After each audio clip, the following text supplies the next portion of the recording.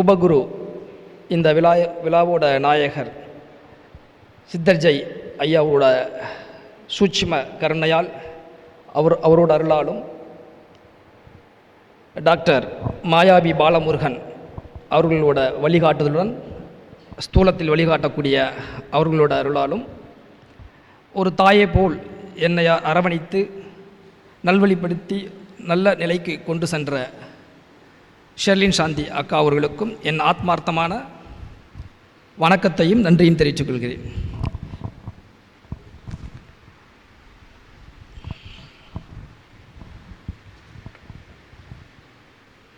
ஆன்மீக சம்பந்தப்பட்ட நிறைய விசேஷமான சில நிலைகள் உங்களுக்கு தெரியும். பயணிச்சிருக்கலாம், படிச்சிருக்கலாம், சில பேர் அனுபவம் பெற்றிருக்கலாம், சில பேர் படித்ததோடு அந்த அறிவை மட்டும் வைத்திருக்கலாம். ஆனால் இதெல்லாம் தாண்டிய ஒரு விஷயம் என்னென்னு கேட்டிங்கன்னா, நமது வாழ்க்கையில் நாம் எந்த நிலையில் இருக்கோமோ அந்த நிலையை நாம் உணர்வது தான் மிகப்பெரிய ஒரு வரம். அதுதான் ஆன்மீகம். தன்னை தெரிந்துக்காதவன், தன்னை உணராதவன் இந்த உலகத்தில் எதையுமே உணர முடியாது. அதுதான் உண்மையான விஷயம். நம்ம சாஸ்திரத்திலே நிறையா இருக்குது. இன்னும் சொல்லப்போனால் யோக சக்தியில் என்ன சொல்லப்பட்டிருக்கு அப்படின்னு கேட்டிங்கன்னா, யோக சக்தி எந்த மதத்தின் அடிப்படை சார்ந்தது கிடையாது. பிரபஞ்ச ஆற்றல். அந்த சக்தியை நீங்கள் சரியாக பயன்படுத்திட்டிங்கன்னா வாழ்க்கையில் மிகப்பெரிய உன்னதமான பல நிலைகளை நீங்கள் அடைவீங்க. அதை நான் பலமுறை சொல்லியிருக்கேன். நான் எல்லார்ட்டையும் அடிக்கடி நான் சொல்லக்கூடிய ஒரே விஷயம், நல்ல சாதனா பண்ணுங்க. சாதனால தான் நிறைய விஷயம் உங்களால் தெரிஞ்சுக்க முடியும் அப்படின்னு நான் சொல்லியிருக்கேன். அதில் இன்னொரு விஷயம் என்னென்னு கேட்டிங்கன்னா,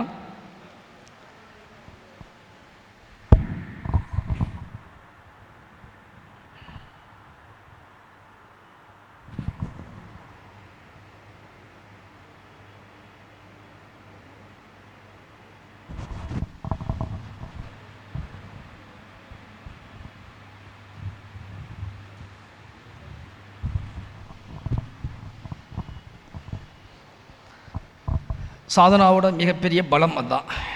நமக்கு ஒரு விஷயம் நல்லா தெரிஞ்சுக்கணும். எப்படி நமக்குள்ளே 5 கோஷங்கள் இருக்கிறதோ, நம்மக்கிட்ட முதல்ல 5 கோஷங்கள் இருக்கிறதே முதல்ல நம்ம தெரியுமான்னு தெரியாது. நமக்குள்ள சக்கரங்கள்னு இருக்குது. 7 சக்கரங்கள் ஆதாரமாக இருக்குதுன்னு சொல்லுவாங்க. எண்ணற்ற சக்கரங்கள் இருக்குது. நான் பதஞ்சலி சொல்கிறத நான் சொல்கிறேன், திருமூலர் சித்தர் சொன்னதை சொல்கிறேன். இந்த ஆதாரமாக 6 சக்கரம், 7 பிரம்ம நிலைன்னு சொல்லுவாங்க. இருந்தாலும் இப்போ அதை சக்கரமாக எல்லோரும் சொல்கிறனால நானும் அதையே சொல்கிறேன். எல்லோரும் சொல்கிறதுக்காக நான் அதை சொல்லலை, உணர்ந்ததை வச்சு உங்களுக்கு நான் சொல்கிறேன். சரிங்களா? எல்லோரும் நான் படிச்சுட்டு நான் பேசுகிறேன்னு மட்டும் நினச்சிடாதீங்க.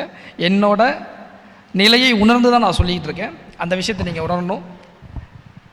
இந்த ஆதாரமாக இருக்கக்கூடிய எல்லா சக்கரங்களும் 7 சக்கரங்களும் நம் சரீரத்தில் இல்லைங்கிறத மட்டும் நீங்கள் முதல்ல தெரிஞ்சுக்கணும். எல்லாருமே நம்ம சரீரத்துக்குள்ளே தான் இருக்குது அப்படின்னு நம்ம நினச்சிக்கிட்டு இருக்கோம். அது கிடையாது. நம்மளோட சூட்சும சரீரத்தில் தான் இருக்குது. அப்போது 5 கோஷங்களாக பிரிக்கிறோம். நம்ம உணவை உட்கொண்டு நம்ம வாழக்கூடிய இந்த ஜீவனை அன்னமய கோஷம். நம்ம கண்ணுக்கு தெரியாமல் இருக்கக்கூடியது பிராணமய கோஷம்.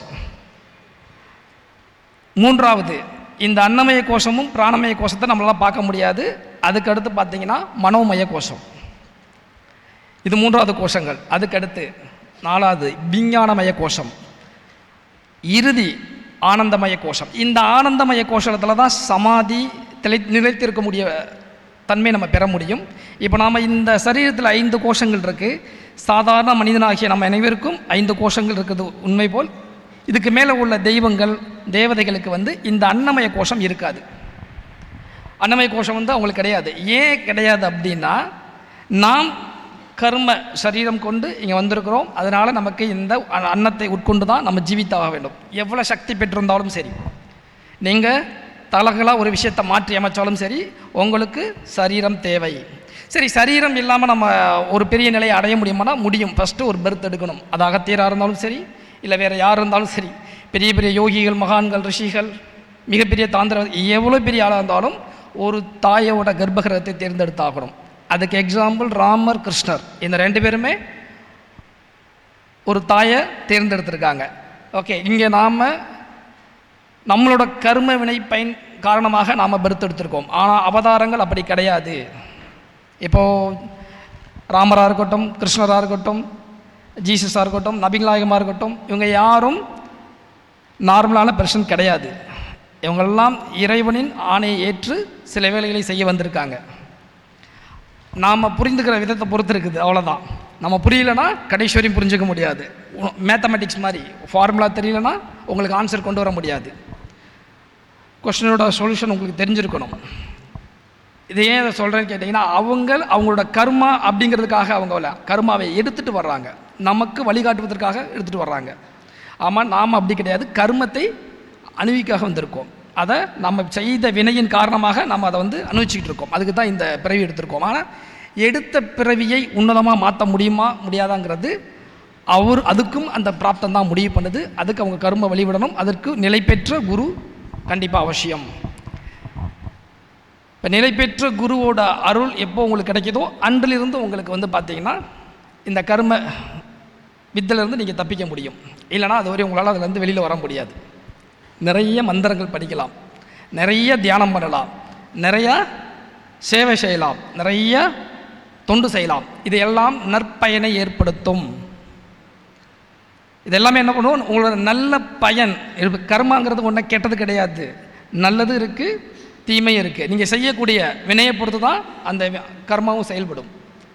இப்போ நிறைய பேர்த்துக்கு நீங்கள் தொண்டு செய்கிறீங்க, நிறைய பேர்த்துக்கு பார்த்தீங்கன்னா அன்னதானம் போடுறீங்க, நிறைய பேருக்கு நல்ல விஷயங்கள் செய்தீங்கன்னா அந்த புண்ணிய பலனானது என்ன ஆகும்னு கேட்டிங்கன்னா, அடுத்ததில் உங்களை ஒரு பெரிய ஒரு செல்வந்தரான வீட்டில் பிறக்க வைக்கலாம், வறுமையே இல்லாத ஒரு வாழ்க்கையை கொடுக்கலாம், நோயற்ற வாழ்க்கை கொடுக்கலாம், நிம்மதி கொடுக்கலாம், பெரிய அந்தஸ்தான ஒரு போஸ்ட்டில் உட்கார வைக்கலாம். இதெல்லாம் உங்களோட புண்ணிய கர்மா. ஆனால் இப்படி செஞ்சால் நமக்கு புண்ணிய கர்மத்தால் இதை அனுபவிக்கிறோம். ஞானம் பெற முடியுமா, முக்தி பெற முடியுமானா அது நடக்காது. ஞானங்கிறது ரொம்ப பெரிய விஷயம், நம்ம ரொம்ப பேர் தெரியல. நிறைய இப்போது ஃபேமஸ் ஆகிருக்குல்ல தேடையை ஓப்பன் பண்ணுற விஷயங்கள். தேடையை ஓப்பன் பண்ணுறது அவ்வளோ சாதாரண விஷயம் கிடையாது. நான் அதை குறையாகவும் நான் சொல்லலை, அதை நான் பெரிய ஒரு கான்ட்ரவர்சியாக மாற்ற விரும்பலை. ஆனால் உண்மையான விஷயம் சொல்கிறேன். திருமூலரை பற்றி கேள்விப்பட்டீங்கன்னு நினைக்கிறேன். திருமூல சித்தர் 3000 வருடம் யோகத்தில் இருந்தார். அழகாக ஒரு கோர்ஸ் போயிருக்கலாம், விவரம் தெரியாமல் போய் ஒரு 3000 வருஷம் காட்டில் உட்காந்து ஒவ்வொரு இடத்துக்கும் ஒரு பாட்டு எழுதிட்டார். கொஞ்சம் இந்த காலத்தில் டெக்னாலஜி வளர்ந்த காலத்தில் அவர் பிறந்திருந்தாருன்னா ஒரு கோர்ஸ் ஒன் டைம் அட்டன் பண்ணி 3வது நான் ஓப்பன் பண்ணிவிட்டு அழகாக ஒரு அத்தனை பாடலையும் எழுதியிருக்கலாம். தப்பு பண்ணிட்டார், ஏன்னா அவருக்கு தெரியாமல் போச்சு. அதான் உண்மையா? அது உண்மை கிடையாது. உண்மை எதுன்னு கேட்டிங்கன்னா, ஒரு யோகியோட தன்மைங்கிறது உடனே ஒரு மனிதன் புனிதமாக மாறிட முடியாது. படித்தால் அறிவு வளர்த்துக்கலாம், நீ சாதனா செய்தால் உன்னோட ஞானத்தை வளர்த்துக்கலாம். படிக்கிறது நல்ல விஷயந்தான், ஆனால் படிப்போடு நிறுத்திடக்கூடாது. படிப்பை தாண்டி நிறைய விஷயங்கள் இருக்குது. அதை நீங்கள் உங்கள் வாழ்க்கையில் இப்போ நீங்கள் ஸ்கூலோ காலேஜோ படிக்கும்போது நீங்கள் தியரிட்டிக்கல் எந்த அளவுக்கு இருக்கோ ப்ராக்டிக்கல் ஏன் வைக்கிறாங்க? அப்படியே தியரியை முடிச்சுட்டு அமைச்சிடலாம்ல. ப்ராக்டிக்கல் இல்லைன்னா உங்கள் வாழ்க்கையில் சூனியந்தான். சூனியம் நல்ல விஷயந்தான், அது ஆன்மீகத்தில், வாழ்க்கையில் கிடையாது. வாழ்க்கையில் நாம் சில விஷயத்தை நம்ம சாதிக்கணும். இப்போ ஏன் இதை சொல்கிறேன்னு கேட்டிங்கன்னா, முதல்ல நம்மக்கிட்ட சக்தி இருக்கா? சக்தி இருந்தால் எல்லாத்தையும் மாற்றிடலாமே, ஏன் மாற்ற முடியல? ஓகே, நம்ம ஏன் நமக்குள்ள சக்தி இருக்கிறது நமக்கு உணர முடியல? இந்த கேள்வியெலாம் நீங்கள் கேட்டால் தான் தெரியும். பெரிய வார்த்தைகள் இருக்குது. நம்ம ஞானத்தை நோக்கி தானே பயணிக்கணும். அப்படின்னா ஞானத்தை நோக்கி பயணிக்கிறதுக்கு முன்னாடி சக்தின்னு ஒரு விஷயம் இருக்குது. சக்திக்கு முன்னாடி ரித்திகள் இருக்குது. இந்த ரித்திகள் ஃபஸ்ட்டு உங்களுக்கு சித்தியானதான் சக்தி வரும். சக்தி சித்தியானதான் அடுக்கடுத்து உங்களுக்கு ஒரு மார்க்க தரிசனங்கள் தெரியும். அஷ்டமா சித்தி பெற்றுட்டாலும், நல்லா தெரிஞ்சுங்க, அஷ்டமா சித்தி பெற்றுட்டாலும் நீங்கள் முக்தி பெற முடியாது. அஷ்டமா சித்தி பெரிய நிலை தான், இறைவனுக்கு நிகரான நிலைன்னு சொல்லுவாங்க. பட் அது நான் என்னை பொறுத்தளவு இணையான நிலை சொல்லிக்கலாம், ஆனால் இறைவன் ஆயிட முடியாது. இறைவனோட தன்மை மிக பெருசு. அப்போது என்னன்னு கேட்டிங்கன்னா, அந்த சக்தி பெற்றிருந்தால் என்ன, எதை வேணுமாலும் செய்யலாம், இன்னொரு உலகத்தை கூட படைக்க முடியும். அந்த அளவுக்கு பவர்ஃபுல்லான ஒரு விஷயம். ஆனால் ஞானம் இருக்கும், கண்டிப்பாக ஞானம் இருக்கும். அதற்காக நீ முக்தி பெற்றுவியா, சமாதி நிலை அடைஞ்சிருவேனா? அவளை பெற்று அவர்களுக்கு அது ஈஸி தான், கண்டிப்பாக பெற முடியும் தான்.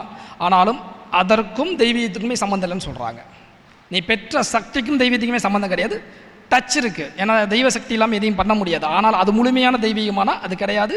அதற்கு எக்ஸாம்பிள் வந்து பகவான் ராமகிருஷ்ண பரமஹம்சர் சாமி விவேகானந்தர்கிட்ட கூப்பிட்டு கேட்குறாரு, நான் பெற்ற தசமகா வித்தியோட மொத்த சக்தியையும் உனக்கு நான் கொடுக்குறேன்.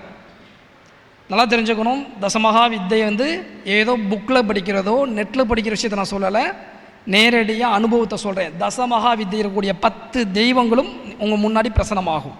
அதுதான் அதோட தன்மை.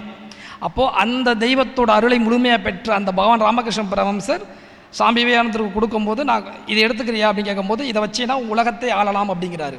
நான் உலகத்தை இதனால் தெய்வீகத்தை உணர முடியுமா, தெய்வ தரிசனம் பெற முடியுமானா முடியாதுன்ட்டார். இதை கூட நான் சொல்லலை, பகவான் ராமகிருஷ்ண பரமஹம்சர் சொல்லியிருக்காரு. அவர் அந்த விஷயத்தை ரொம்ப தெளிவாக சொல்கிறார். இந்த சக்தி உன்னை பெரிய ஆளாக காட்டும், மிகப்பெரிய ஆளாக ஒரு அந்தஸ்தில் உட்கார வைக்கும், நீ உலகத்தையே ராஜாவாக மாறலாம். ஆனால் இதுக்கு நாள் நீ ஞானமோ இல்லை நீங்கள் ஒரு பெரிய ஒரு தெய்வீக தரிசனம் பெறோம்னா முடியாது அப்படிங்கிற. அப்போ எனக்கு அது தேவையில்லைன்ட்டார். ஏன்னா நல்ல குருக்கு நல்ல சீடர். சரி, அவர் யோகி, ஒரு சன்னியாசி, ஒரு துறவி, அவருக்கு வேணான்ட்டார். ஆனால் நாம் அப்படி வாழ முடியாதுல்ல, நம்ம மெட்டீரியல் லைஃப்பில் இருக்கோம்ல. இப்போ நமக்கு தேவையில்லை, நம்ம எப்படிலாம் தேவைப்படும், நம்மளை பாதுகாத்துக்கிறதுக்கு கண்டிப்பாக சக்தி வேணும். நம்மக்கிட்ட எல்லாத்துக்கிட்டையும் ஆத்மா இருக்குது, ஆத்ம சக்தி இருக்கான்னா இருக்காது. நான் பலமுறை அதை சொல்லியிருக்கேன். ஆத்ம சக்தி உள்ளவன் மட்டும்தான் பிரபஞ்சத்தோடு தொடர்பு கொள்ள முடியும். ஆத்மசக்தி மட்டும்தான் பிரபஞ்சத்தோட தொடர்பு கொள்ள முடியும். அந்த ஆத்மசக்தி பெறனா முதல்ல உங்கள்ட்ட யோக சக்தி இருக்கணும். இந்த யோக சக்தி அப்படிங்கிறது ரொம்பவே தெரியாது நமக்கு. இருக்குல்ல இந்த உடல் மனம் ஆத்மா,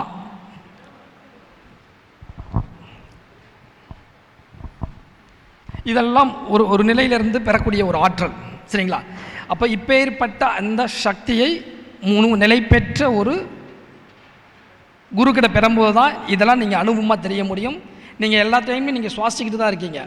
சுவாசிப்பதால் உங்களுக்கு குண்டலி சக்தி எழும்பானா எழும்பாது, அது வாய்ப்பில்லை. அந்த காற்றை ஒருவர் சுற்றி காட்டணும், அதுக்கு பேர் தான் குரு. குருங்கிறது இருளை அகற்றக்கூடிய நிலையில் இருக்கக்கூடியது. அது வெறும் இருளில் மட்டும் கிடையாது, இந்த இருளில் கிடையாது, நம்ம கூட மாயையில் இருக்கக்கூடிய அறியாமையில் இருக்கக்கூடிய அந்த நிலையை உணர்த்துவதற்கு அந்த குரு தேவைப்படுறார். அப்படிப்பட்ட குரு கிடைத்துட்டால் விட்டுறாதீங்க. எனக்கு கிடைச்சனால எனக்கு சாத்தியமாச்சு. நிறைய அனுபவங்களை என்னால் வெளியில் ரொம்ப பெருசாக ஷேர் பண்ண முடியாது. காரணம் என்னன்னா, இது எனக்கும் என் குருநாதருக்கும் நான் தெய்வத்தோடு பயணிக்கக்கூடிய அந்த யாத்திராவில் எங்களுக்குள்ள ஒரு பந்தம். சில தன்மைகளை என்னால் சொல்ல முடியும், சில விஷயங்கள் சொல்ல முடியாது. அதுக்கு ஒரு எக்ஸாம்பிள் சொல்லிக்கிறேன். நீங்கள் பிராண பயிற்சி செஞ்சுக்கிட்டே இருந்தீங்கன்னா ஃபஸ்ட்டு உங்களுக்கு ஒரு ரித்தி அப்படிங்கிற ஒரு சக்தி வரும். அது சக்தி கிடையாது, ரித்திகள் தான். அதை கொண்டே நிறைய நீங்கள் மாயாஜாலெலாம் பார்த்துருப்பீங்கன்னு நினைக்கிறேன். நிறைய இடத்துல சாமியார் பண்ணுவாங்கள்ல, அப்படி கையை காமிச்சா அப்படி சந்தனம் கொட்டும், எலுமிச்சம்பளம் வரும். இதெல்லாம் என்னன்னு தெரியுமா? 2 விதத்தில் எடுக்கலாம். ஒன்று, இந்த டாபிக் எடுக்கும்போது நீங்கள் யாரும் தப்பாக அடிச்சுக்கக்கூடாது. அப்போ நான் அதை பண்ணுறேன்னு நினைக்கிறேன், நான் அந்த வேலையெல்லாம் பண்ண மாட்டேன். எனக்கு ஒரே வழி இறைவனோட வழி மட்டும்தான். அதனால் என்னென்னு கேட்டிங்கன்னா, பண்ண முடியாமல் அதை பண்ண தேவை கிடையாது. இதை என்ன பண்ணனா 2 வகையில் எடுக்க முடியும். ஒன்று, உண்மையிலே அந்த சக்தி அந்த ரித்திகள் பெற்றிருந்தால் வர முடியும், அது இயற்கை தான், இயற்கையிலேருந்து எடுக்கக்கூடியதாக. 2வது வகை, இதை தான் வந்து பார்த்திங்கன்னா மூலிகை மைகளை வைத்து எடுக்கக்கூடியது. இதற்கும் தியானத்துக்கும் இறைவனுக்கும் சம்பந்தம் கிடையாது. இதை உங்களுக்கு நான் தெளிவாக சொல்லிக்கிறேன். ஆமாம், ஏன்னா அதை பற்றி பேசினா ஒரு டாபிக் பெருசாக போகும். ஆனால் உங்களுக்கு புரியுறதுக்காக சொல்ல வரேன். இதுக்கெல்லாம் அப்பாற்பட்டது சக்தி. சக்தி பெற்றுவிட்டால் ரித்திலே வந்து பார்த்திங்கன்னா மழை பெய்ய வைக்கலாம், ஒரு காரியத்தை நிகழ்த்தலாம். ஆனால் ஒரு விதியை மாற்ற முடியுமானா முடியாது, அது ரித்திகளால் முடியாது, சக்தினால் கூட முடியாது. சக்திங்கிறது வீரியம். அப்போ நான் இந்த இடத்துல 2 விஷயத்தை உங்களுக்கு சொல்லணும். ஒன்று வந்து பார்த்திங்கன்னா வாமாச்சாரம் தாந்திரிகம், இன்னொன்று தவம். இந்த 2மே வந்து பெரிய நிலை தான். அதில் வாமாச்சாரம் பெற்றுட்டீங்க, தசமகாவியத்தில் ஒரு தெய்வத்தையே நீங்கள் வந்து சித்தி பண்ணிட்டீங்க அப்படின்னா அந்த சக்தி பெற்றுட்டாலே போதும், உங்களால் முடிக்க முடியாத காரியங்களே கிடையாது. 10 தேவி கூட துணை தேவையில்லை, ஒரு தேவியோட துணையை வச்சு எல்லாத்தையும் சாதிச்சிடலாம். அப்படிப்பட்ட அந்த மகா சக்தி பெற்ற விஷயத்தை கூட நீங்கள் என்ன பண்ண முடியும், வீரியமாக செயல்படுத்த முடியுமே தவிர விதியை மாற்ற முடியாது. உங்கள் கர்ம வட்டம் பிராப்த வட்டத்தை மீற முடியாது.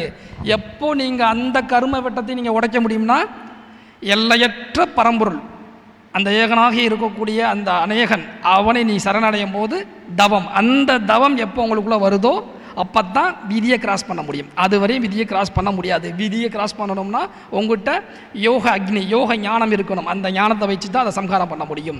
அதனால தான் வந்து தெய்வங்களை வந்து சம்ஹாரம் மூர்த்தின்னு சொல்லுவாங்க. இதில் இன்னும் சொல்ல போனால் பார்த்தீங்கன்னா, எப்படி சிவனுக்கு வந்து அஷ்ட பைரவர் இருக்காங்களோ அதே மாதிரி ஒரு வழிபாடு இருக்குது, அஷ்ட சாஸ்தா. கேள்விப்பட்டிருக்கலாம்னு தெரியல, கேள்விப்பட்டிருக்கலாம், கண்டிப்பாக ஐயப்ப பக்தர்களுக்கு தெரியும்.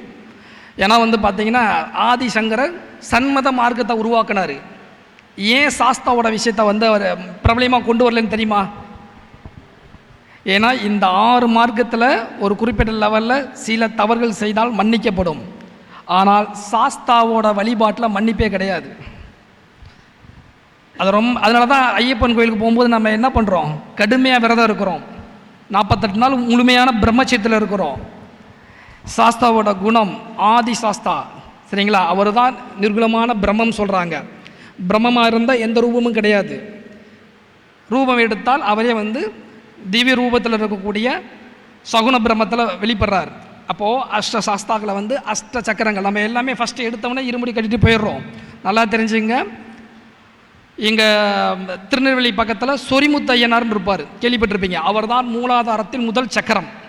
அவரை நீங்கள் முதல்ல சித்தி பண்ணணும். 2வது அச்சன் கோயில் சாஸ்தா, அவர் யார்? நம்மளோட சுவாதிஷ்டானம். அப்புறம் மணிப்பூரகம். அதெல்லாம் மூலாதாரம் சித்தி பண்ணுறதுக்கே உடனே சித்தி பண்ணலாம்னு நினச்சிடாதீங்க. அதுவும் நம்ம பிராப்தம் இருக்கணும். அதுக்கு அடுத்த மணிப்புரம் ஆரியங்காவு சாஸ்தா, அவரை மணிப்புரத்தில் அதில் சித்தி பண்ணணும். அப்புறம் குலத்துப்லா, அந்த சாஸ்தா அனகாதத்தில் சித்தி பண்ணணும். அதுக்கப்புறம் பார்த்தீங்கன்னா எரிமேலி சாஸ்தா இருப்பார், அது விசுத்தி. அதுக்கப்புறம் காந்தமலை சாஸ்தா, பூர்வ மத்தி ஆக்னியா. தர்மசாஸ்தா கடைசியில் போய் மேலே போய் நம்மளோட எல்லா பந்தங்களையும் விட்டுட்டேன், இறைவா ஒன்றை போல் நான் ஒரு யோகின்ட்டு கடைசியாக போய் உட்காரணும். சரி, ரைட்டு. இதில் 7 தானே வந்திருக்கு, 8 வரலையே, எப்படி இங்கே அஷ்டசாதா? அதுதான் ஸ்டார்டிங்கில் ஒன்று சொன்னேன் பார்த்தீங்களா, மகா சாஸ்தா, பரபிரம்ம சாஸ்தா. அந்த சாஸ்தா இவங்க எல்லாத்துக்கும் மேலான ஆதியான அனாதியான ஒரு ரூபம். எப்படி எம்பெருமான் சர்வேஸ்வரன் ஆதி அனாதி அற்று நிற்கிறாரோ அதே போல் இந்த ஆதி சாஸ்தாவும் அப்படிப்பட்டவரே, பூர்ண புஷ்கலவோடு அமர்ந்திருக்கக்கூடிய தன்மையில் இருப்பார். அவர்கிட்ட இருந்து தான் அத்தனை சாஸ்தாவும் வர்றாங்க. இந்த நிலைகளை நீங்கள் எப்போ நீங்கள் உணர்ந்து சபரிமலைக்கு போகிறீங்களோ அன்று நீங்கள் பிறவி மோட்சம். இதுக்கப்புறம் பிறவி இல்லை. அதான் அதோட தத்துவம். முதல்ல அடிப்படையிலேருந்தே போகணும். எடுத்தவொடனே நீங்கள் சபரிமலைக்கு போகக்கூடாது. முதல்ல மூலாதாரத்தை டச் பண்ணிட்டு தான் அங்கிட்டு போகணும். இது எத்தனை பேர் தெரியும் தெரியாது, கண்டிப்பாக தெரிஞ்சிருக்கலாம், தெரியாதவங்க இருந்தால் தெரிஞ்சுங்க. இதில் பார்த்தீங்கன்னா கிராத சாஸ்தான்னு ஒருத்தர் இருக்கார், நீங்கள் கேள்விப்பட்டிருப்பீன்னு நினைக்கிறேன். வேட்டைக்கு ஒருவன், வேட்டைக்காரன். அவர் ரொம்ப கோவக்காரும் கூட. எப்படி அஷ்டபைரவர் இருக்கவங்களோ அதில் இது கேரள பரசுராம கஷேத்திரப்படி தாந்திரிக முறைப்படி நான் சொல்லக்கூடிய சாஸ்தா வழிமுறை. இந்த அஷ்ட சாஸ்தாக்கள், இந்த அஷ்ட சாஸ்தாவை ஒரு தன் தரிசனம் பண்ணுறான் அப்படின்னா பாக்கியவான் புண்ணியவான் சொல்லப்படுறாங்க. அதனால தான் ஃபஸ்ட்டு மூலாதாரத்துலேருந்து ஸ்டார்ட் பண்ணி மேலே போங்க அப்படின்னு சொன்னேன். ஓகே, இந்த மூலாதாரம் எங்கே இருக்குது, எப்படி நம்ம கண்ணுக்கு தெரியுமானா அது சூட்சும சரீரத்தில் இருக்குது, நம்ம சரீரத்தில் கிடையாது. நம்ம சரீரத்தில் இருக்கக்கூடிய விஷயங்கள் எல்லாம், சக்கரங்கள் எல்லாம் நம்ம கற்பனை பண்ணிக்கிட்டு இருக்கோம், நம்ம உடம்புல தான் இருக்குது அப்படின்னா எல்லாருமே ஆப்ரேட் பண்ணி பார்த்துடலாம். அது சூட்சுமத்தில் இருக்கக்கூடிய தன்மை. இப்போ இந்த தன்மையை நீங்கள் உணரணும் அப்படின்னா முதல்ல உங்கள் நிலையை உணர்வதற்கான குருவோட அருள் பெறணும். அதான் குரு அருள் திருவுருளாக உங்களுக்கு மாறி நிற்கும். இந்த சாஸ்தா விஷயத்தை நான் ஏன் சொல்கிறேன்னு கேட்டிங்கன்னா, நான் ரிஷிகேஷில் யோகத்தில் இருக்கும்போது ஒரு சின்ன அதிகாலை, நான் பிரம்மமூத்தில் தான் அந்த சில யோகா அபியாசம் பண்ணுவேன். அப்போ நான் பண்ணிக்கிட்டு இருக்கும்போது ஒரு சிறிய பையன் கருப்பு ஆடை கட்டிட்டு ஒரு தலையில் பார்த்தீங்கன்னா இருமுடி மாதிரி. அப்போ எனக்கு சாஸ்தாவை பற்றி எனக்கு பெருசாக தெரியாது. நான் அதுக்கப்புறம் தான் அதை பெருசாக நான் பயணிக்க ஆரம்பித்தேன். வர்றாரு, வரும்போது ஒரு கர்ஜனையோடு வருது, புலி சத்தத்தோடு வருது. ஆனால் வந்த இயல்பு ரெண்டுமே நிதர்சனமாக வந்தது. நான் இருக்கிற இடம் புலி இருக்கிறனால சரி புலி இயல்பாக வர்றதானே, நம்ம குகையில் தானே உட்காந்துருக்கோம் அப்படின்ற ஒரு சவுண்டு. ஒரு சிறுவனை பார்க்க முடியறதுக்கு எனக்கு ஒரு வாய்ப்பு இருந்தது. அந்த சிறுவன் எல்லாத்தையும் நீ தெரிஞ்சுக்கணும் ஆசைப்படுற, என்னோட சாம்ராஜ்யத்தை நீ தெரிஞ்சுக்கணும் வா அப்படிங்கிற ஆக்கிறார். நான் எங்கே வரணும் அப்படின்னா இங்கேருந்து தெற்கு வா அப்படிங்கிறார். அப்புறம் தான் பரசுராம கஷேத்திரத்தை காட்டுறாரு, அங்கே இருக்கக்கூடிய காந்தமலையை உணர்த்துறாரு. முதல்ல என்னைய நீ தட்சிணா மார்க்கத்தில் முதல்ல எடு, 2வது வாமாச்சாரத்தில் ப்ராக்டிஸ் பண்ணு. அப்படின்னா வாமாச்சாரத்தில் என் பகவான் ஓம்காரநாதரோட அருளால், உபகுரு சித்தர்ஜையோட அருளால் உத்தன் பாபாஜிட்டு நான் அதை கேட்குறேன், இப்படி இருக்கே அது எப்படி சாஸ்தானா என்ன, சாஸ்தா எப்படி இப்படி? அப்போ அவர் சொல்கிறார் விளக்கம். மும்மூர்த்தி இருக்காங்க, பிரம்மா விஷ்ணு ருத்ரன். இந்த மும்மூர்த்தியும் இந்த பல பிரம்மா இருக்காங்க, பல விஷ்ணு இருக்காங்க, பல ருத்ரன் இருக்காங்க. அதை உங்களுக்கு தெரியும் நினைக்கிறேன். ஆனால் இந்த இப்போ பிரசாந்தா இருக்குன்னு வச்சுக்குவோம், இந்த மும்மூர்த்தியும் ஆதி பராசக்தியை பார்த்து கேட்குறாங்க. தவம் பண்ணிக்கிட்டு இருக்கும்போது அதுக்கப்புறம் ஆதி பராசக்தி வராங்க, கற்ப வருஷமாக தவம் பண்ணுறாங்க.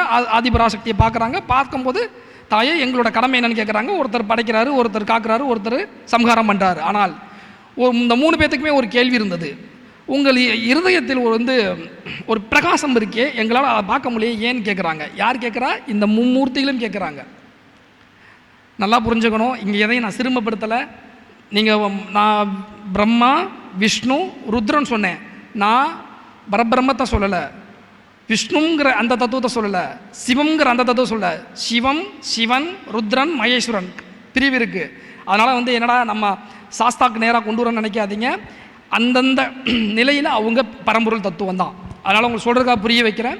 அப்போது அவர் கேட்கும்போது இதை நீ உணரணும், நீங்கள் மும்மூர்த்தியும் உணரணும்னா கற்ப வருஷம் நீங்கள் தவம் பண்ணணும்ட்டாங்க.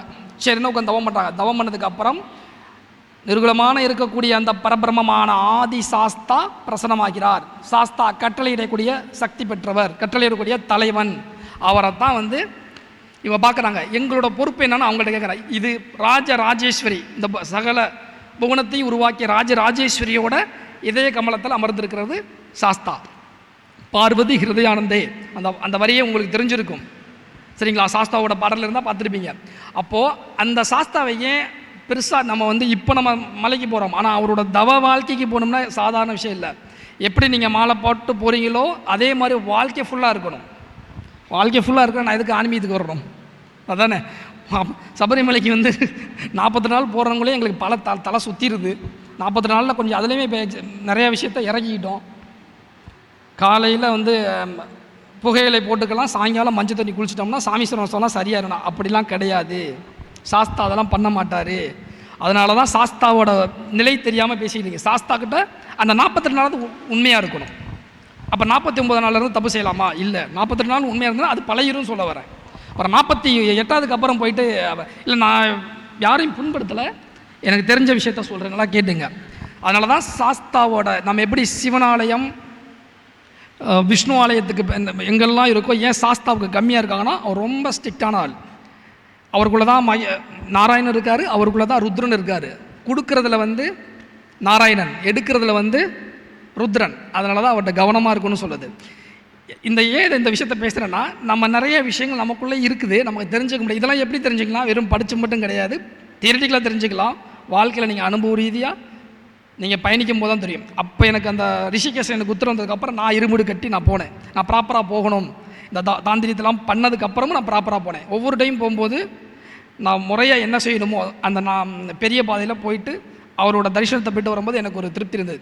நம்ம நிலை இருந்தால் எங்கே வேணுமாலும் இறைவன் வருவார். ஆனால் நம்மளோட கடமை அவரிடத்துக்கு போய் நம்ம சரணாகதி அடையும் போது இன்னும் மகிழ்வார் அப்படிங்கிறதான் என்னோட உணர்வு. இந்த விஷயத்துக்கெல்லாம் அடிப்படை என்னென்னா, முதல்ல நம்மக்கிட்ட இந்த நிலையை உணர்வதற்கு பக்தி வரணும். முதல்ல நல்ல ஒரு பிராப்தம் இருக்கணும். திரும்பவும் சொல்கிறேன், நீங்கள் கற்பனையோட மட்டும் வாழ்ந்துடாதீங்க. கற்பனையோட வாழ்ந்துட்டீங்க, வாழ்க்கை ஃபுல்லாக கனவு மாதிரி போயிடும்.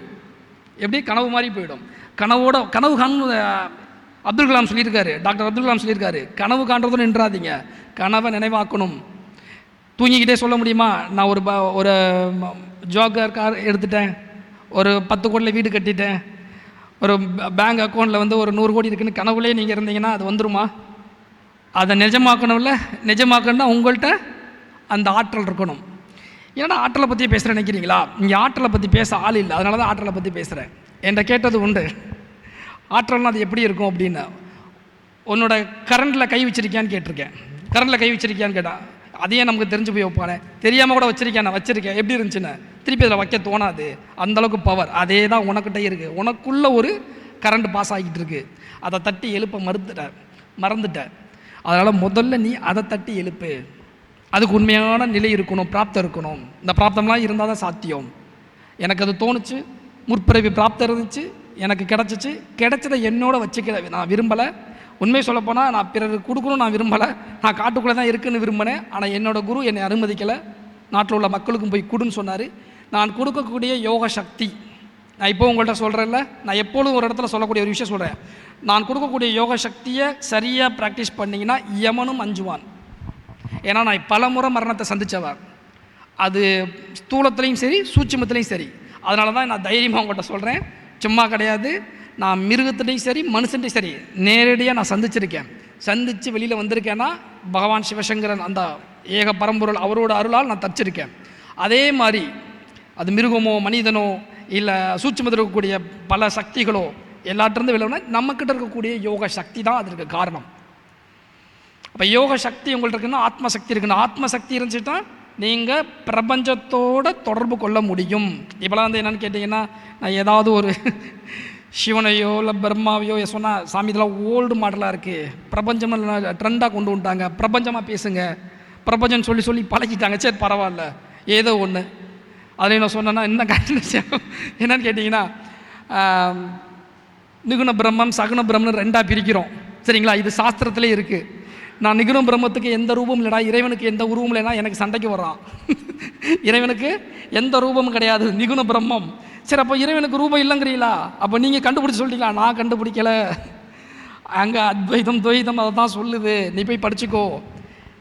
இறைவனுக்கு நேரடியாக நீ பரபிரமங்கிற அந்த இறைவனுக்கு எந்த ரூபமும் கிடையாது. ஏகன், அதுக்கடுத்து இன்னொரு வர்றேன், கோவப்படாதீங்க. அநேகன், பல ரூபங்கள் நினைத்தால் எடுக்க முடியும். அவர் அதான் சகுண பிரம்மம். இதுக்கு தான் வந்து கிருஷ்ண பரமாத்மா சகுண பிரம்மமாக வந்து அவர் தான் நிர்குணமான நிகுண பிரம்மம். அப்படியே இருந்தால் எதையும் நம்ம தெரிஞ்சுக்க முடியாது, தன் வந்த பயன் என்னன்னு புரிஞ்சுக்க முடியாது அர்ஜுனனால். இங்கே எல்லாருமே நம்ம எல்லாம் அர்ஜுனன் தான். ஆனால் நாம் அர்ஜுனன் மாதவனோட கலக்கணும் அப்படின்னா அந்த மாதவன் நிகுண பிரம்மத்தோடு இருந்தால் பத்தாது, சகுண பிரம்மமாக இறங்கி வரணும். அதுதான் அவர் எப்போ ஒரு அனாதி சூட்சமத்திலிருந்து ஸ்தூலத்துக்கு வரதோ கர்மா தேவை. கர்மா இல்லாமல் ஒன்றும் பண்ணிட முடியாது. அப்போ அவரும் அதுக்கு கட்டுப்பட்டு தான் ஆகணும். அதனால தான் அந்த டைமில் கிருஷ்ணருக்கும் வேதனை இருந்துச்சு, ராமருக்கும் வேதனை இருந்துச்சு, நபிகளாய்க்கும் வேதனை இருந்துச்சு, ஜீசஸ்க்கு வேதனை இருந்துச்சு. ஏன்னா அந்த பாட்டம் எடுத்து வர்றாங்க. ஒரு விஷயத்தை எடுத்துகிட்டு போகணும்னா சாதாரண விஷயம் கிடையாது. அதனால தான் எல்லாருமே வந்து போர் புரிய ஒரு காரணமாக இருந்துச்சு. கிருஷ்ணரும் போர் புரிஞ்சார், ராமரும் போர் புரிஞ்சார், ஜீசஸ் மட்டும் புரியலை, அவர் ரொம்ப சாஃப்ட் ஆகிட்டார். ஆனால் நபிகள் நாயகம் போர் புரிஞ்சார், அவர் விட்டு வைக்கல, பார்த்துக்கலாம் வா அப்படின்ட்டார். காரணம் என்ன, அவங்களுக்கு கொடுக்கப்பட்ட கடமையை சரியாக செய்தார்கள். அதை வெளியிலேருந்து பார்க்க நமக்கு அந்த அறிவு நுட்பம்லாம் தெரியாது, மதிநுட்பம் நமக்கு இல்லை. இன்னும் சொல்ல போனால் இந்த பகுத்தறிவுன்னு ஒரு விஷயம் இருக்குது தெரியுங்களா. பகுத்தறிவுனா என்ன, நீங்கள் அறிவாளி, மிகப்பெரிய அறிவாளி, உன்னோட அறிவு திறனை சரியாக பகுத்து பார்க்கணும். என்ன நம்ம என்ன பேசுகிறோம், நம்ம எங்கேருந்து அந்த நிலையை உணர்கிறோம், நமக்குள்ளே என்ன இருக்குது எது இல்லை, இதெல்லாம் நம்ம உணர்வதற்கு தான் பகுத்தறிவு.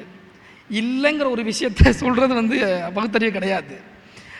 ரொம்ப எதுவும் தப்பாக நினச்சிக்கிட்டு இருக்கீங்க. பகுத்தறிவு ரொம்ப மிகப்பெரிய தேவை நம்ம எல்லாத்துக்கும். மந்திர ஜபம் பண்ணுறோமா யோகம் பண்ணுறோமா நமக்கு எப்போ தெரியும், பகுத்தறிவில் தான் தெரியும். அதனால தான் சொல்லக்கூடியது அறிவிலே மிக பெருசு பகுத்தறிவு. அந்த பகுத்தறிவை சரியாக நீங்கள் புரிஞ்சுக்கிட்டிங்கன்னா எதை செய்யலாம் எதை செய்யக்கூடாதுங்கிற ஒரு விஷயம் உங்களுக்கு புரிஞ்சிடும். இதெல்லாம் எதுக்கு சொல்கிறேன்னு கேட்டிங்கன்னா, முதல்ல நீங்கள் உங்களை நீங்கள் திறன்பட வளர்த்துக்கணும். எப்படி வளர்த்துக்கணும், சாப்பிட்டு நல்லா வளர்றதா அந்த வளர சொல்லலை, சாப்பிட்டு நல்லா ஆரோக்கியமாக உடலை அந்த உடல் வளர்க்குறதில்ல. ஆரோக்கியங்கிறது நல்லா சாப்பிட்றதில்ல கிடையாது, தேவையான உங்கள் பசிக்காக நீங்கள் எடுத்துக்கிறது தான் உணவு. அது ஆரோக்கியமான உணவாக இருந்தால் போதும். ஆனால் அதை விட பெரிய ஆரோக்கியம் எதுன்னு கேட்டிங்கன்னா உங்களோட ஆத்மசக்தியை வளர்த்துக்கிறது தான். இந்த ஆத்மசக்தியை வளர்த்துக்க யாரும் முன் வர்றதில்லை. முதல்ல ஆத்மா இருக்கானே தெரியல, ஆத்மாலாம் இருக்கா அப்புறம் ஏன் என் கண்ணுக்கு தெரியல, அந்த கேள்வி நம்மகிட்ட கேட்குறாங்க. அது நீ தான் கேட்கணும், உனக்கு தான் கேட்டுக்கணும், உனக்கு தானே கேட்கணும்.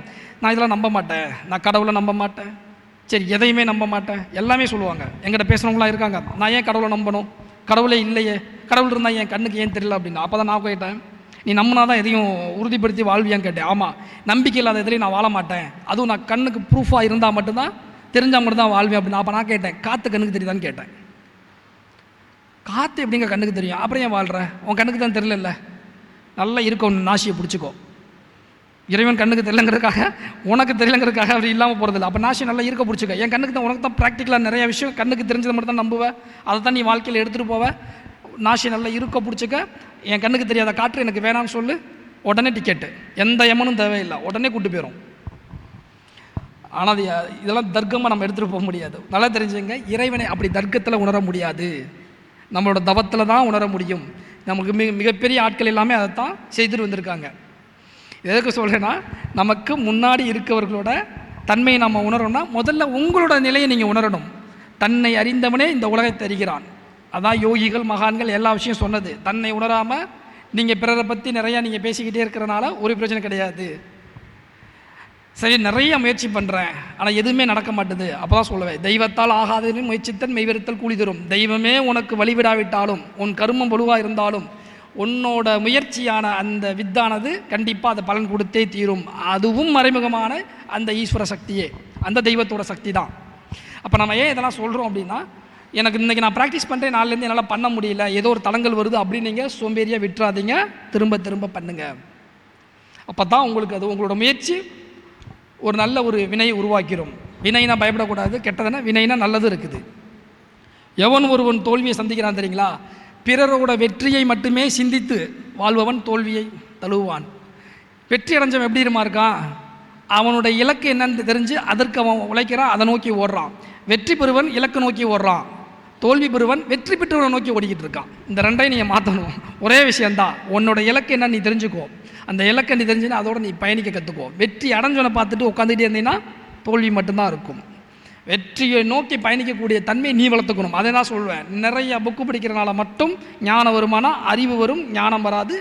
எப்போ உங்களோட புக்கை க்ளோஸ் பண்ணி உங்களுக்குள்ளே இருக்கக்கூடிய அந்த புக்கை படிக்கிறீங்களோ அப்போ மட்டும்தான் நீங்கள் ஞானம் அடைய முடியும். ஞானங்கிறது நீங்கள் நினைக்கிறது குறி சொல்கிறேன்னு நினச்சிக்காதீங்க. நீங்கள் நினச்சிக்க ஏதோ ஒன்று குறி சொல்கிறாங்க அப்படின்னு நினச்சது. ஞானங்கிறது நீங்கள் யார், எதுக்காக வந்திருக்க, இந்த பர்த்தோட நோக்கம் என்ன, இதுக்கு முன்னாடி என்ன பண்ண, இப்போ என்ன பண்ணணும் அப்படிங்கிற விஷயத்த ரொம்ப தீர்க்கமாக சொல்கிறது தான் ஞானம். தெரிஞ்சுக்கிறது, சொல்கிறது கிடையாது, தெரிஞ்சுக்கிறது, தெரிந்து வாழ்க்கையில் பயணிக்கிறது, அதான் ஞானம். அதனால தான் ஞானவானுக்கு எப்பொழுதுமே ஒரு மதிப்பு இருக்கும், யுகங்கள் கடந்து இருக்கும். அதில் ஒரு சின்ன கதை மட்டும் சொல்லிக்கிறேன். அருணகிரிநாதரோட டாபிக் உங்களுக்கு தெரியும், சம்பந்தாண்டா. அவன் மிகப்பெரிய தாந்திரிகவாதி, ரொம்ப மந்திரவாதி கிடையாது, தாந்திரிகவாதி. அந்த தாந்திரிகவாதி ஞானம் பெற்ற சித்தர்கிட்ட முதனால தான் அவர் ஒன்றும் இல்லாமல் போயிட்டார். ஆனால் அங்கே அருணகிரிநாதர் புகழ் பெற்றுட்டார். காரணம் ஞானம். சக்தியாக ஞானமான ஞானம் தான் ஹையஸ்ட், அதுக்கப்புறம் தான் சக்தி. அதே மாதிரி தான் ஒவ்வொரு காலகட்டத்திலையும் ஒவ்வொருத்தவங்க இருந்திருப்பாங்க. இந்த நிலையை நீங்கள் பெறுவதற்கு முதல்ல நாம் ஒரு பிராப்தம் இருக்கணும். அந்த பிராப்தத்தை முழுமையாக நீங்கள் பெற்றுட்டிங்கன்னா சந்தோஷம். அந்த குரு வழியில் கரெக்டாக நீங்கள் பெற்றுட்டு சரியாக பயன்படுத்திங்க. கொடுக்கக்கூடிய யோகம் சாதாரண விஷயம் இல்லை, உபாசனை சாதாரண விஷயம் இல்லை. எல்லாம் உபாசனையை முதல்ல நேரடியாக கொடுக்கக்கூடாது. இங்கே எல்லாம் சரளமாக கொடுத்துக்கிட்டு இருக்காங்க. உண்மை சொல்லப்போனால் உபாசனை அப்படிலாம் கொடுத்துடக்கூடாது. இங்கே எப்போ உங்களுக்கு மனம் ஒடுங்குகிறதோ அப்போ தான் உபாசனைங்கிற தத்துவம் சித்தி ஆகும். மனம் ஒடுங்காமே உபாசனை பண்ணிங்கன்னா அது பயனற்றது.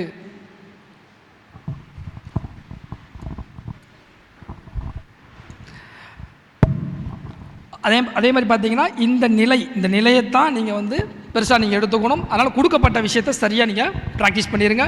மற்ற விஷயங்கள் அடுத்தடுத்த விஷயங்களை நான் பேச இருக்கேன்.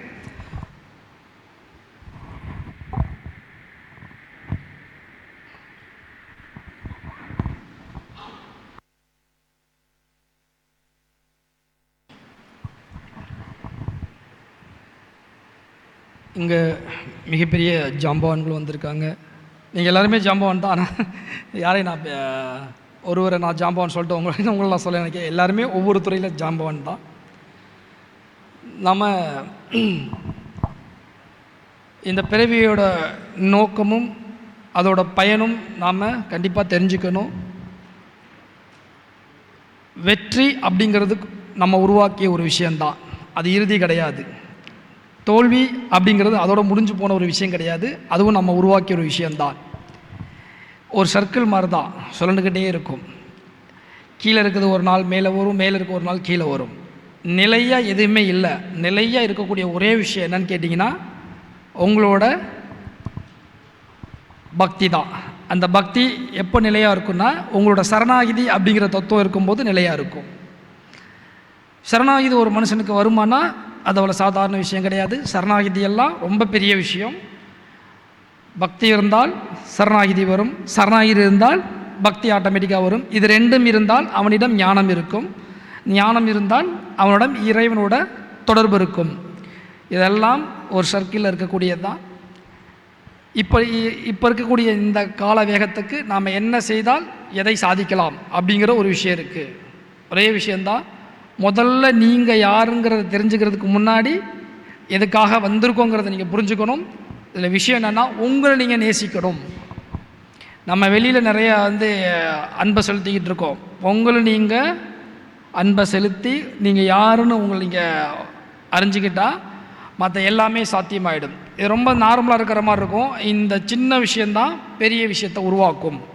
திரும்பவும் சொல்கிறேன், சாமி விவேகானந்தர் சொல்லுவார், பெரிய விஷயத்தை ஒருத்தட்ட கொடுக்காத, சின்ன விஷயத்தை கூட. அந்த சின்ன விஷயத்தில் அவன் எப்படி நடந்துக்கிறான்னு பாரு, அதிலிருந்து அவனோட தன்மையை நீ புரிஞ்சுக்கோ. நம்ம ஊரில் நிறைய இடத்துல சொல்லுவோம்ல, ஒரு பானை சோத்துக்கு ஒரு பருக்கையே போதும் அப்படின்னு. அதே மாதிரி தான் ஒரு சின்ன ஒரு வேலையை கொடுத்து அவன் செஞ்சிட்டான் அப்படின்னா, அதில் தேர்ச்சி பெற்றுட்டானா அதை நம்ம வெற்றியை எடுத்துக்கலாம். ஆனால் அதோடு நிற்க போகிறது கிடையாது. இன்னும் நம்ம விஸ்வரூபம் கொண்டு போயிட்டு தான் இருப்போம். உங்களை நீங்கள் ஃபஸ்ட்டு நேசிக்கணும், உங்கள்கிட்ட இருக்கிற தன்மையை நீங்கள் உணரணும், உங்களுக்காக நீங்கள் முதல்ல வாழணும். உங்களுக்காக நீங்கள் வாழ ஆரம்பிச்சிட்டிங்கன்னா ஆட்டோமேட்டிக்காக நீங்கள் யாருங்கிற சொரூபம் உங்களுக்கு தெரிஞ்சிடும். உங்கள்கிட்ட இருக்கக்கூடிய ஆத்மா தான் பரமாத்மா நிலை அப்படிங்கிறது உங்களுக்கு தெரியும். அப்போ தான் உங்களுக்கு புரிஞ்சிக்கவே முடியும். ஆத்மானா என்னன்னு நமக்கு தெரியாமல் இருக்கும், பரமாத்மானா என்னன்னு தெரியாமல் இருக்கும். ஆத்மாவுக்கும் உயிருக்கும் நிறையா டிஃப்ரெண்ட் இருக்குது. ஆத்மா அப்படிங்கிறது அழிவற்றது, அதுங்க எந்த ஒரு பிறப்பு இறப்புக்கு அப்பாற்பட்டது தான் ஆத்மா. ஆனால் உயிர் புலன்கள் மூலியமாக, ஐம்புலன்கள் மூலியமாக எல்லா துன்பத்தையும் அணிவிக்கக்கூடிய தன்மை, கர்ம நிலையில் மாயையில் வகைப்படக்கூடிய. அதனால் உயிர் அவ்வப்போது எடுத்துக்கிட்டே தான் இருக்குது. ஆத்மா எப்போ பிரம்மத்தில் இருந்துச்சோ அந்த பிரம்மம் பரபிரம்மம், ஆத்மா பரமாத்மா எல்லாம் ஒரே சர்க்கிளில் இருக்கக்கூடியது. எப்போ இந்த ஆத்மாவை நீங்கள் உணர்றீங்களோ அப்போ பரமாத்மாவை நீங்கள் உணர்ந்துருவீங்க. இதுதான் உண்மை. சரி, இப்போ நம்ம காரியங்களை சாதிக்கணுமே, என்ன பண்ணலாம்? ஏதாவது சில விஷயத்தை கற்றுக்கலாமா? இல்லை நம்ம கற்றுக்கிட்டால் நம்ம எல்லாமே சாதிச்சிட முடியுமா அப்படின்னா, ஒரு சின்ன ஒரு விஷயம் உங்களுக்கு சொல்லிடுறேன், நீங்கள் புரிஞ்சுங்க. நிறைய பேர் கஷ்டப்பட்டு உழைப்பான், பயங்கரமாக கஷ்டப்பட்டு உழைச்சிக்கிட்டே இருப்பான். ஆனால் அவனுக்கு பார்த்திங்கன்னா அவனுக்கு அங்கீகாரம் கிடைக்காது. அவனுக்கு ஒரு என்ன சொல்கிறது, அவன் வாழ்க்கையில் சாதிக்க நினைக்கிற எதுவுமே அவனுக்கு வராது. ஆனால் ரொம்ப கடுமையாக உழைப்பான். ஆனால் சில பேர் பார்த்திங்கன்னா எந்த உழைப்பும் இருக்காது, அவனுக்கு ரொம்ப ரிஸ்க் எடுக்க மாட்டான், ஆனால் அவனுக்கு வேண்டியது தானாக வரும். இது எப்படி? அதுதான் அவன் பெர்த் எடுக்கும்போதே அந்த பிராப்த நிலையில் வரக்கூடியது தான். உண்மையை சொல்ல போகுது, சஞ்சீத கர்மா இருக்குல்ல, கர்மாத்தோட மொத்த கூட்டம் அங்கே தான் இருக்குது. அதுதான் பிராப்த கர்மாவை உருவாக்குது. அந்த பிராப்த கர்மாவிலேருந்து ஆகாமிய கர்மாவுக்கு வர்றோம், ட்ரான்ஸ்ஃபர் ஆகிறோம். நீங்கள் பெர்த் எடுக்கும்போது ஒரு கர்மா இருக்கும், அப்போ அந்த கர்மத்தை மாற்றவே முடியாதா? அதுலேருந்து நம்ம வெளியில் வரவே முடியாதா? முடியும். எப்போ முடியும்னா, உங்ககிட்ட யோக நிலை இருக்கணும், யோக ஆற்றல் இருக்கணும். அப்போ தான் அதை மாற்ற முடியும். அப்போ தான் விதியை மதியால் வெல்லுன்னு சொல்கிறாங்களே, எந்த விதியை எந்த மதியை வச்சு வெல்லணும்? உங்களோட யோக ஞானத்தை வச்சு தான் வெல்ல முடியும். அதனால தான் ஒரு யோகியாக எந்த விதியும் டச் பண்ணாது. இதுக்கு எக்ஸாம்பிளாக ஒரு விஷயம் சொல்கிறேன். நவக்கிரகங்கள் நம்மளை ஆளும். நம்ம செய்த பாவ புண்ணியத்துக்கு ஏற்ற மாதிரி நம்மளை நவக்கிரகங்கள் ஆண்டுக்கிட்டு இருக்கு. ஆனால் அந்த நவக்கிரகத்தை ஆளக்கூடிய சக்தி யாருன்னா, ஒன்று சித்தர்கள், இன்னொன்று பார்த்தா அசுரர்களை எல்லா அசுரையும் சொல்ல முடியாது, ராவணேஸ்வரனை சொல்லலாம்.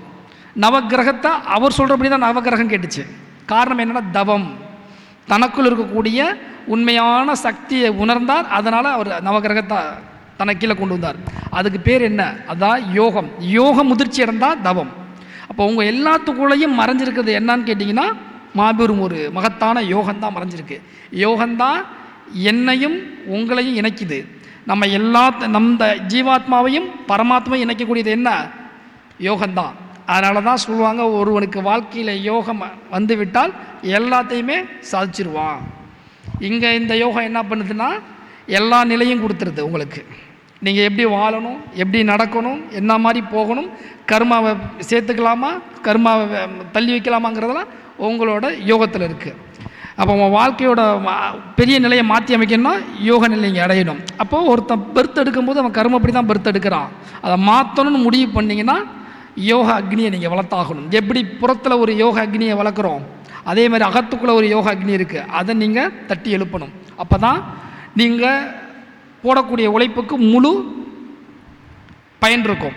முதல்ல சொன்னேன்ல, ஒருத்தன் எந்த உழைப்புமே கிடையாது, ஆனால் அவன் மேலே வந்துடுறான். ஒருத்தன் கஷ்டப்பட்டுக்கிட்டே இருக்கான், ஆனால் அவன் அதுக்கே இருக்க. காரணம் என்னென்னா, அதான் கர்மா. அவன் எவ்வளோ முயற்சி பண்ணாலும் அவன் அந்த இடத்துல தான் இருக்க முடியும். அதை மாற்றணும் அப்படின்னா விதியை வெல்லும் யோக நிலையை நீ அடைஞ்சிருக்கணும். அப்போ நான் மட்டும்தான். அதான் மகா மிருத்யுஞ்சர் கூட அதுதான். மகா மிருத்யுஞ்சரோட தன்மை என்ன? மந்திரம் சொன்னால், மிருத்யுஞ்சர் மந்திரம் சொன்னால் எமன் வரமாட்டாரா? அப்படி கிடையாது. மகா மிருத்யுஞ்சர் வாழ்வு, உனக்கு மரணமற்ற வாழ்வு. அப்போ மரணமற்ற வாழ்வுன்னா உன்னோட அதாவது பார்த்திங்கன்னா காலத்தோடு சேர்ந்து இருக்கக்கூடிய காற்றை நீ உணரணும். அந்த காற்றை நீ எப்போ உணர்ந்துக்கிட்டியோ உன் வசப்படுத்திட்டியோ காலனையும் எட்டி உதைக்கலாம். அதுதான் மகாமிருத்யுஞ்சம். அந்த மகாமிருத்யுஞ்சனை நீங்கள் உள்ளே கொண்டு வரணும் அப்படின்னா உங்களுக்குள்ளே இருக்கக்கூடிய குண்டலினி சக்தி வெளிப்படையணும். குண்டலினி சக்தி வெளிப்படைந்தால் ஆதார அத்தனை சக்கரங்களும் வெளிப்படும். ரொம்ப சில பேர் டவுட் இருக்குது, தனித்தனியாக தான் சக்கரங்கள் இயங்குமான்னு. அப்படிலாம் இல்லை. ஒரு சைக்கிளை நீங்கள் ஓட்டும் போது பின்னாடி சக்கரம் சுற்றுச்சுன்னா முன்னாடி தானாக சுற்றும். அப்படி தானே? இந்த பேக் சக்கரம் மட்டும் சுற்றிக்கிட்டு இருக்கு, முன்னாடி சுற்றலன்னு சொல்ல முடியுமா? எப்போ குண்டலினி சக்தி இயங்குதோ எல்லா சக்கரமும் இயங்க ஆரம்பிக்கும். நீ எதில் ஆதிக்கம் பெற போகிற அப்படிங்கிறது தான் அதோட தன்மை இருக்குது. அப்போது உங்களோட சக்தியை நீங்கள் உணர்ந்து விட்டால் எல்லாத்தையும் சாதிக்க முடியும். முடிக்க முடியாத விஷயமே கிடையாது. நீங்கள் ரொம்ப கஷ்டப்பட்டுக்கிட்டு இருக்கீங்க, கிரகத்தால் பாதிக்கப்படுறேன், மனிதர்களால் பாதிக்கப்படுறேன், எனக்கு வாழ்க்கை அமைப்பே இப்படித்தானே, எந்த அமைப்பையும் மாற்றி அமைக்கக்கூடியதான் குரு கொடுக்கக்கூடிய அந்த யோக சக்தி. இந்த யோக சக்தியை ஒருத்தன் பெற்றுட்டான் அப்படின்னா சிவனோட திரிசூலத்தை கையில் வச்சுருக்கிற மாதிரி அவனால் அனைத்தையும் சம்ஹாரம் பண்ண முடியும். கர்ம வினையை சொல்கிறேன், கர்ம வினையில் சம்ஹாரம் பண்ண முடியும். அப்படிப்பட்ட விஷயத்தை தான் உங்களுக்கு கொடுத்துருக்கு. அதன் மூலியமாக உங்கள் வாழ்க்கையில் எதை வேணுமாலும் சாதிக்கலாம். இதில் ஒரு காரிய சித்தின்னு இருக்குது. யோகத்தில் ஞானம் மட்டும் கிடையாது, காரிய சக்தி. நான் எப்பொழுதுமே ஒரு விஷயம் சொல்லக்கூடிய ஒரு விஷயம் திரும்பி சொல்கிறேன். யோக சக்தி பெற்றவனை யாராலும் எந்திர மந்திர தந்திரத்தால் கூட ஒன்றும் செய்ய முடியாது. அதுக்கு எக்ஸாம்பிள் நானே. எங்கிட்ட மோதாத ஆட்களே கிடையாது. குருவோட அவதார நாள் இருந்தாலும் சொல்கிறேன், என்னைய மிகப்பெரிய மாந்திரிகவாதிகளுக்கும் தந்திரவாதிக்கும் தெரியாத ஆளே கிடையாது. என்னோடய ஃபோட்டோ இல்லாத இடமே கிடையாது. உங்களுக்கு இப்போ சொல்கிறேன், எந்த இடத்துல போய், அதாவது நல்ல நிலையில் இருக்கக்கூடிய தாந்திரிவாதி சொல்லலை, கெட்ட விஷயம் பண்ணக்கூடியவங்கள்ட்ட கேட்டிங்கன்னா என்னோட உருவம் இல்லாத இடமே இருக்க மாட்டான், எல்லா இடத்துலையும் வச்சுருப்பான். அது என்னங்கிறது என்னோடய சாதகர்கள் கேட்டு தெரிஞ்சுங்க. ஏன் அப்படின்னு கேட்டிங்கன்னா, ஏன் நான் உங்களால் ஒன்றும் பண்ண முடியலன்னா இப்போவும் சொல்கிறேன், எப்பவும் ஒன்றும் பண்ண முடியாது. காரணம், நான் சக்தியை மட்டும் நம்பி இல்லை, என்னோட குருவோட திருப்பாதத்தை பக்தியை நம்பி இருக்கிறேன். சதாசிவன் பவான் ஓம்காரநாதன் நம்பி இருக்கேன். எனக்குள்ளே இருக்கக்கூடிய கெப்பாசிட்டி என்னன்னு எனக்கு தெரியும். அதனால தான் திரும்பவும் எந்த இடத்துலையும் நான் சொல்லக்கூடிய விஷயம் இதே சக்தி தான் உங்கள்கிட்டையும் கொடுக்கப்பட்டிருக்கு. நீங்களும் மிருத்யுஞ்சரா வாழ கற்றுக்குங்க. மிருத்யுஞ்சரா இருந்துட்டீங்கன்னா எல்லா விஷயமும் உங்களுக்கு வந்துடும், எல்லாமே கிடச்சிரும். பொருளாதாரமும் கிடச்சிரும், வாழ்க்கையில் இருக்கக்கூடிய தடைப்படக்கூடிய எல்லா விஷயம் நடந்துடும். நினைத்த நேரத்தில் நினைச்ச காரியத்தை செய்ய முடியும். அது எப்போ செய்ய முடியும்னா பஞ்சபுதமும் உங்கள் பேச்சை கேட்கணும். அப்போ நான் மட்டும்தான் சாத்தியம். இல்லைனா நான் சொல்லக்கூடிய எதுவுமே சாத்தியம் இல்லாமல் போயிடும். அதனால தான் சொல்கிறேன், உங்களுக்கு கொடுக்கப்பட்ட விஷயங்களாம் ரொம்ப பெரிய விஷயம். இனி எடுக்க போகிறவங்களும் இதை உணர்ந்துக்குங்க. யோகத்தால் முடியாத ஒன்றும் கிடையாது. யோகங்கிறது ஈசனோட தன்மை. ஈசன் ஏன் கண்ணை மூடி உட்காந்துருக்காரு? தூங்குறாரா?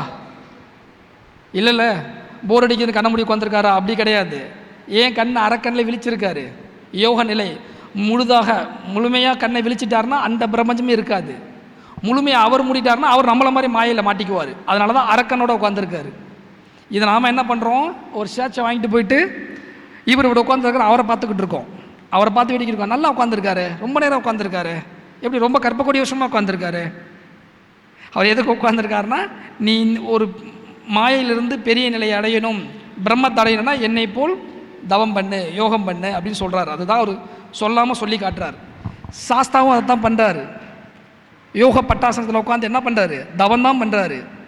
அஷ்ட சாஸ்தாவில் தர்ம சாஸ்தாவை சொல்கிறேன், தவம் பண்ணுறாரு. ஆனால் நம்ம அதை விட்டுடுறோம். புறத்தில் இருக்க விஷயத்தை எடுத்துக்கிறோம், அகத்தில் இருக்கிறத நம்ம விட்டுடுறோம். எப்போ உங்கள் அகத்தில் இருக்கக்கூடிய தன்மையை நீங்கள் உணர்றீங்களோ, உங்களுக்கு எது தேவைப்படுதோ அது கண்டிப்பாக உங்களுக்கு வெற்றி கொடுக்கும். திரும்பவும் சொல்கிறேன், சாதிக்க முடியாத ஒன்றும் கிடையாது. இப்போது நான் சொல்லக்கூடிய ஒரே விஷயம், நான் சொல்கிற மாதிரி யோகத்தை பண்ணுங்கள். நீங்கள் ஒரு யோகத்தை பண்ணாதீங்க.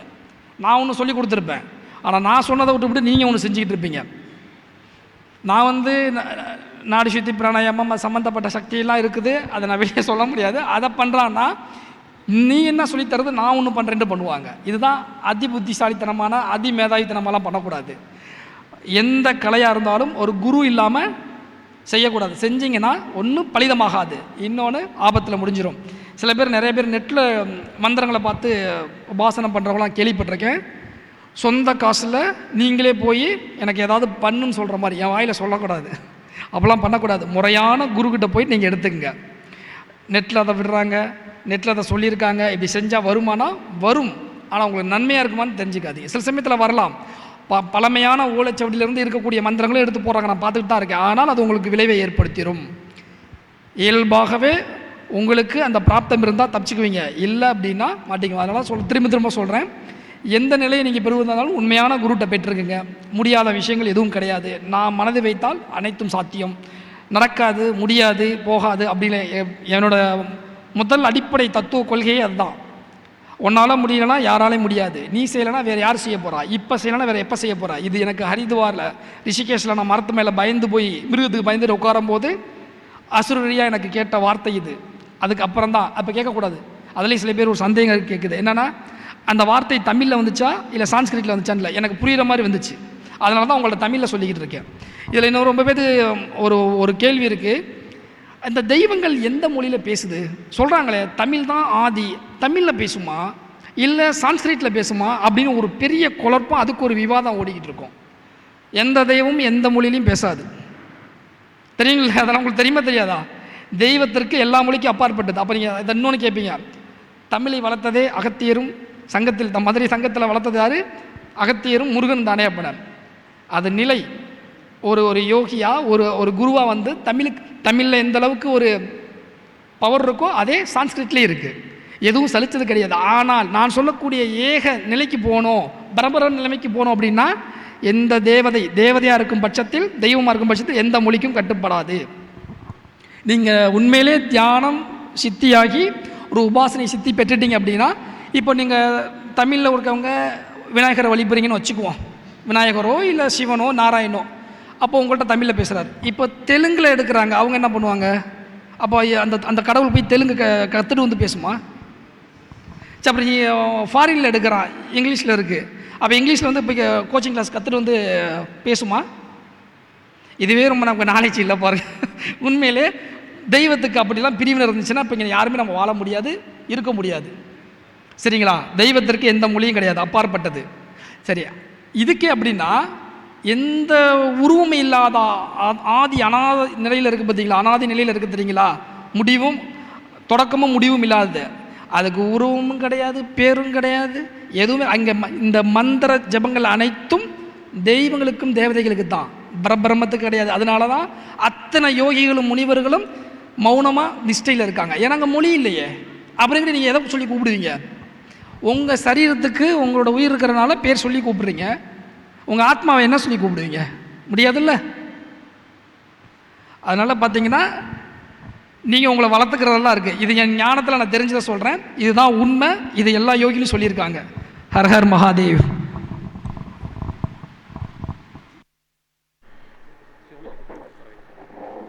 உன்னால் முடியவில்லை என்றால் வேறு